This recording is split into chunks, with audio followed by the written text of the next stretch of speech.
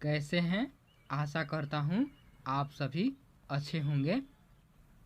जैसा कि हमने पिछले वीडियो में व्याकरण से शुरू किया था और हमने बताया था कि व्याकरण के जो ये 5 प्रकार है ना, वर्ण विचार, शब्द विचार, वाक्य विचार, चिन्ह विचार, छंद विचार, इस पर अलग अलग टॉपिक वाइज वीडियो बनाएंगे। तो आइए आज के इस वीडियो में वर्ण विचार से शुरू करते हैं। तो देखिए दोस्तों, ये मैंने वर्ण विचार के टॉपिक वाइज डिटेल से विच्छेद कर दिया है और यही समझना है और ये नक्शा अपने माइंड में बैठा लीजिए, इससे आपको याद करने में आसानी होगी। तो देखिए, ये जो वर्ण विचार है ना, इसको पहले 2 भाग में बांट दिया गया, स्वर वर्ण और व्यंजन वर्ण। अब ये जो स्वर वर्ण है इसको 2 भाग में बांट दिया गया, ह्रस्व स्वर और दीर्घ स्वर। ये जो ह्रस्व स्वर है ना, इसी को मूल स्वर कहते हैं। अगर आपसे कोई पूछ दे कि मूल स्वर क्या है तो समझिएगा वो ह्रस्व स्वर का बात बोल रहा है। और दूसरा है दीर्घ स्वर। और ठीक उसी प्रकार व्यंजन वर्ण में भी 4 भाग में बांट दिया गया है, स्पर्श व्यंजन, ऊष्म व्यंजन, संयुक्त व्यंजन, अंतस्थ व्यंजन। ये सभी क्या होते हैं, इनका परिभाषा और एग्जाम्पल सब देखेंगे, पर अभी हम आपको ओवरव्यू दे रहे हैं ताकि आगे की क्लास में आपको आसानी हो। और हाँ दोस्तों, आज के इस वीडियो में हम स्वर वर्ण क्या है, इनके प्रकार, यहाँ तक कि हम वीडियो में देख लेंगे और बाकी जो ये 4 बच जाएंगे अगली वीडियो में हम पढ़ेंगे। तो आइए देखते हैं वर्ण क्या है। देखिए दोस्तों, वर्ण वह मूल ध्वनि है जिसका खंड या टुकड़ा नहीं किया जा सकता, यानी वर्ण छोटा से छोटा रूप होता है जिसका दोबारा खंड नहीं किया जा सकता। तो आइए समझते हैं। समझने के लिए अगर आपको बताऊं तो अगर हम आपसे पूछें कि क क्या वर्ण है तो आप क्या कहेंगे? कहेंगे क्या वर्ण है? नहीं दोस्तों, ये क अभी एक अक्षर है और वर्ण का मतलब होता है छोटा सा छोटा रूप, लेकिन ये इसमें अभी अ है। जैसे आप बोलते हैं ना आधा क, अगर हम आधा क लिखें क में हलंत तो ये आधा क हो गया, यानी इसमें से हम स्वर को हटा दिए, अब ये अकेला है। और यही वर्ण का एग्जाम्पल है। यानी अगर आपसे कोई भी पूछे कि वर्ण क्या है तो आप बताइए वर्ण वह मूल ध्वनि है जिसका खंड या टुकड़ा नहीं किया जा सकता। तो इसका एग्जाम्पल में क्या लिखेंगे? क हलंत, ख हलंत, च हलंत या अ, ई, आ। ठीक है दोस्तों, अ, आ, ई क्यों लिखे हैं? क्योंकि ये स्वतंत्र होते हैं, ये किसी के मिलने से किसी व्यंजन में इसमें सहायता नहीं है।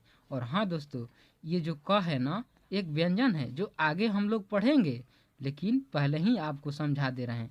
ये क जो है एक व्यंजन है और इसमें अ एक स्वर है और ये जुड़ा हुआ है। जैसे उच्चारण करके देखिए आप, अगर जब आप क पढ़ते हैं तो उसमें अ आता है, यानी अ इसमें मिला हुआ है। और वर्ण का मतलब होता है छोटा रूप, तो ये तो छोटा है नहीं, इसमें से तो डबल है, तो इसीलिए इसमें से अ निकालने के लिए क के नीचे हलंत लगाते हैं। अब ये वर्ण बन गया। तो आशा करता हूँ वर्ण क्या है आप समझ गए होंगे।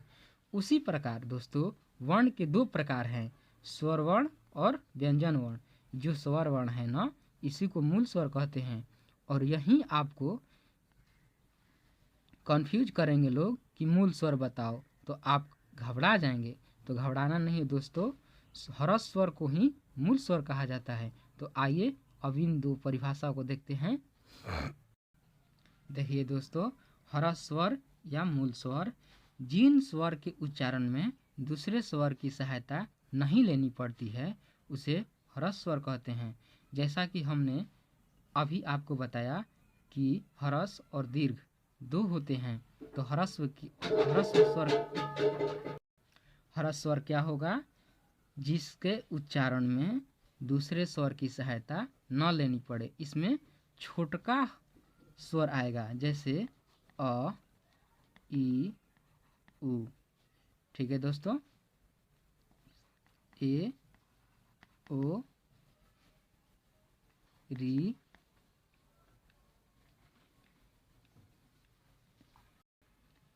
री और ए। ये जो 7 देख रहे हैं आप, ये ह्रस्व स्वर के एग्जाम्पल हैं। और इसमें से क्वेश्चन कैसे पूछेगा, तो एग्जाम में आपको दे देगा कि निम्न में कौन ह्रस्व स्वर है, अ, आ, बड़ी ई या ओ। तो आप मारेंगे अ, क्योंकि ये अभी देखेंगे हम इस दीर्घ स्वर है।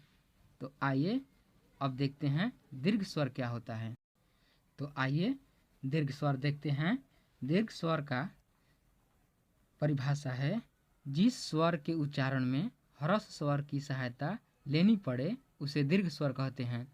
आप कहेंगे कि कैसे, तो देखिए, जब हम आ लिखते हैं ना दोस्तों, तो ये अ प्लस अ से मिलकर बना होता है, यानी आ जो है हमारा दीर्घ स्वर है। दीर्घ स्वर की संख्या टोटल 4 है। देखिए कौन कौन, आ, बड़ी ई, बड़ी उ और औ।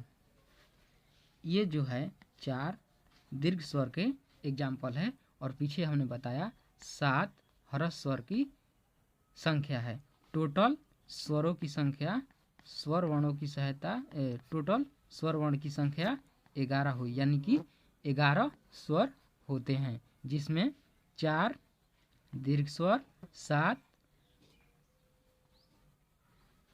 ह्रस्व स्वर। ठीक है, तो आशा करता हूँ आपको यहाँ तक की वीडियो समझ में आई होगी। और इससे अगले वीडियो में जो इसका पार्ट बचा है उसको हम पढ़ेंगे। तब तक के लिए धन्यवाद।